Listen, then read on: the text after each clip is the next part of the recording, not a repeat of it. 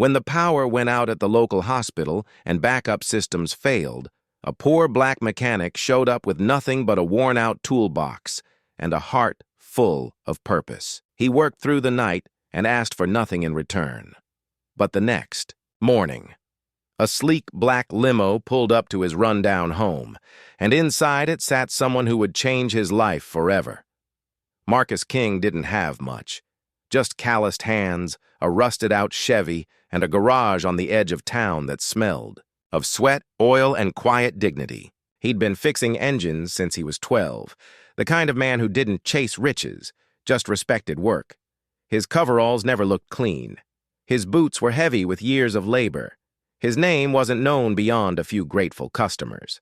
In their worn-out trucks, he'd just sat down to eat, leftover cornbread and a spoon of beans, when the phone rang.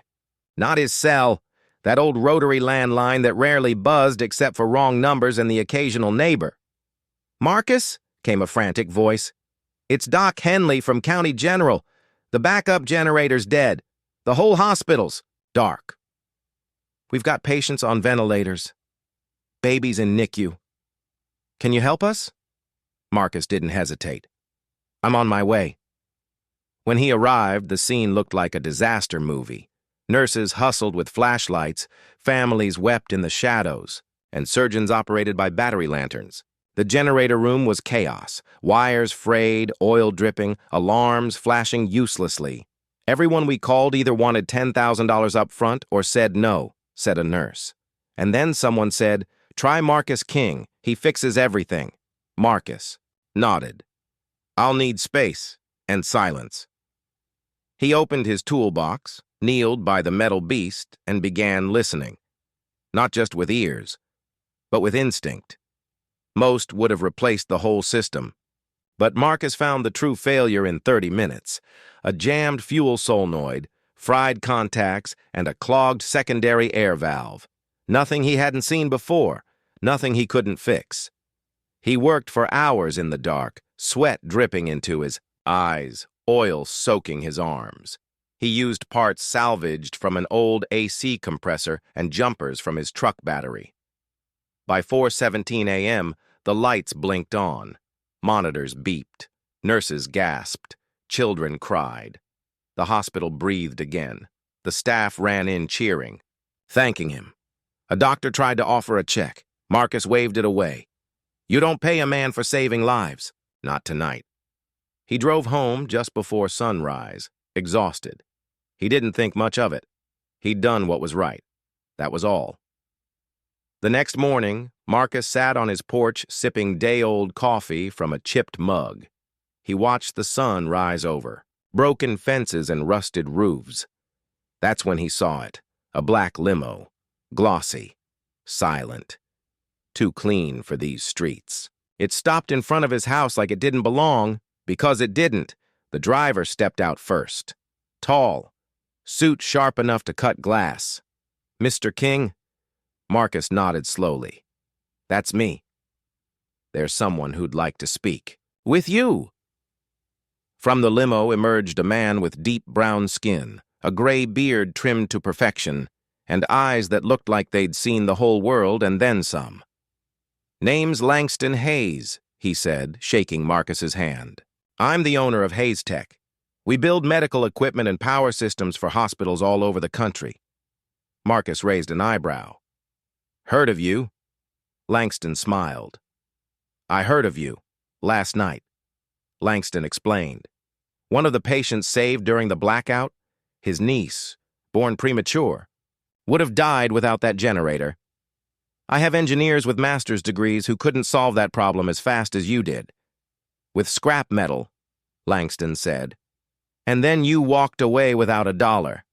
Marcus shrugged. "Didn't do it for money. I know. That's why I'm here." Langston handed him a manila envelope. Inside, a full-time contract offer with HayesTech as lead emergency systems engineer. Salary, $200,000 a year. Relocation package, full benefits, equipment lab, team of 5. Marcus blinked. "I don't have a degree." Langston nodded. "But you have something better. Intuition, skill, and integrity. I can't teach that." Still, Marcus hesitated. "Why me?" he asked. Langston paused. "Because our people need to see that brilliance doesn't always wear a suit. Sometimes it wears grease. And I want young black kids to know they don't have to be rich to matter. They just have to show up, like you did." Marcus looked down at his hands. Dirty. Scarred. And for the first time in a long time, he let himself imagine more. Marcus took the job, but he didn't leave his neighborhood behind. He used his first paycheck to renovate the garage, called it King's Workshop, offered free repair lessons for teens every weekend. "Trade over trouble," he'd say. At HayesTech, he became a legend, not for his title, but for solving problems others gave up on. He filed patents, built portable solar generators for disaster zones, and every time he walked into a hospital, people remembered the man who showed up during the blackout. One evening, Langston asked him, "Do you ever regret it, taking the leap?" Marcus smiled. "Only regret I got is that I didn't do it sooner." Marcus King had never worn a company badge before. He wasn't used to conference rooms, glass elevators, or being referred to as lead systems engineer. But at HayesTech, he walked through the marble-floored lobby every morning with his signature. Steel-toed boots and a thermos of gas station coffee. They tried giving him a corner office. He turned it down. "I work better near the machines," he said. And it was true. Marcus didn't need fancy desks or polished titles. What he needed was a broken system, a flickering light or a stubborn engine, and time. Within months of joining, he'd redesigned their standard hospital generator blueprint. He made it smaller, more affordable, and, critically, easier to repair without high-tech tools. Because Marcus remembered that night in County General. He remembered the chaos, the fear, the weight of lives depending on something simple working. When it mattered most, Langston Hayes was blown away. "You built a life-saving system using duct tape and truck parts," he said. "Now we're scaling it for field hospitals in Africa." But success brings eyes, and not all eyes come with good intentions. Not everyone at HayesTech welcomed Marcus's rise. One in particular, Ronald Pierce, a senior engineer with 2 Ivy League degrees, watched Marcus like a hawk. Where Marcus wore work boots, Ronald wore loafers. Where Marcus built with his hands, Ronald drafted with formulas. And Ronald hated that Marcus, a man with no degree, was getting more praise than he was. "He's unqualified," Ronald whispered to other engineers. "He's just a glorified handyman." But when one of Ronald's own designs failed during a demonstration, his backup power unit overheated in a simulated crisis, Marcus was the one who fixed it in 10 minutes, didn't say a word, didn't brag, just wiped his hands and walked out. Ronald burned with quiet resentment. Despite his growing fame, Marcus never left his roots. Every weekend, he drove back to his old neighborhood in the same truck, same garage, same porch with the chipped mug. At King's Workshop, he taught neighborhood kids how to change oil, rewire radios, even build small solar panels. He had a motto spray-painted above the garage door: "If you can fix it, you can own it." One. Of the boys, Deshaun, just 13, stood out. Quiet, observant. Asked questions Marcus hadn't heard since his early days with engines. "You got a gift," Marcus told him one afternoon. "Just like I did. Use it." Deshaun smiled. "You think I could work with you one day?" Marcus looked him in the eyes. No doubt. One night, Marcus was called in urgently to the main R&D facility. A new HayesTech system, designed for emergency clinics, had failed a key stress test. The board was nervous. Investors were watching.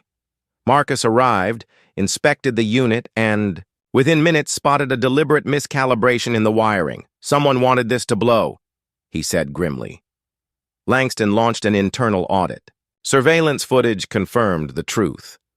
Ronald Pierce had tampered with the system. Furious that Marcus's redesign was going to replace one of his own aging systems worldwide, he was fired immediately. But before leaving, Ronald left Marcus a bitter note on a crumpled blueprint. You'll always be the guy who fixed things, never the guy who built them. Marcus didn't respond. He didn't have to. Because while Ronald scribbled in envy, Marcus was building schools in his old neighborhood using funds from his patent bonuses. He was helping hospitals in Haiti and Kenya install the new generator he'd created from a night of desperation and a second-hand socket wrench. A year to the day after the hospital blackout, Marcus received an invitation in the mail. White House recognition ceremony, U.S. Department of Health and Human Services. Marcus didn't understand at first, but Langston explained. You saved lives that night.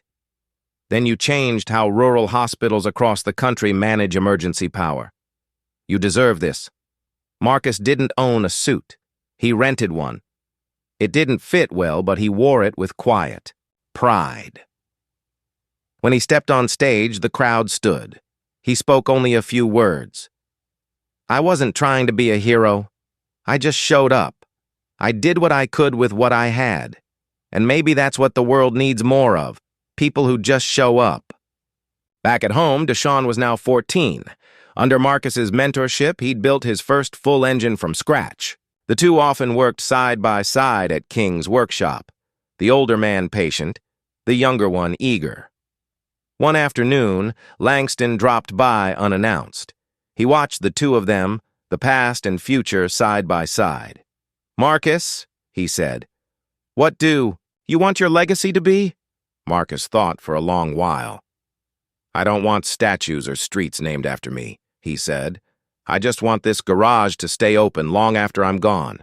I want every kid who thinks they ain't worth much to walk in here and walk out believing they can fix the world. Langston nodded. We can make that happen. That week, they started paperwork to turn King's workshop into a foundation, a nonprofit tech academy for underserved youth focused on mechanics, electrical repair, and creative engineering. Deshaun would be its first scholarship recipient.